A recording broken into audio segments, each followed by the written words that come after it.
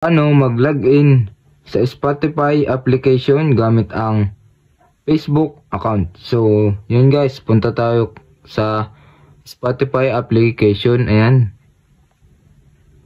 Click nyo lang yan at ayan, may lalabas dito na sign up free. Tapos may nakalagay dito ang login. So, dito tayo sa may login. Ayan. Pagka-click nyo yun, may makikita ka dyan continue with email, continue with Google. So, click natin itong Facebook kasi nakakonect yung ating Facebook account sa ating Spotify account.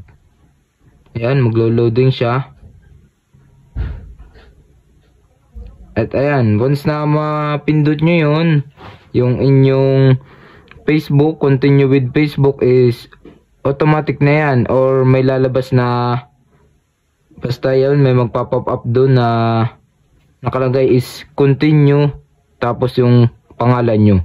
So yun guys, ganun lang kadali mag-login sa ating Spotify application. Ayan nakikita nyo yung inyong profile. Ayan, nakakonect kasi siya sa Facebook. So ganun lang kadali mag-login ng Spotify account gamit ang Facebook account.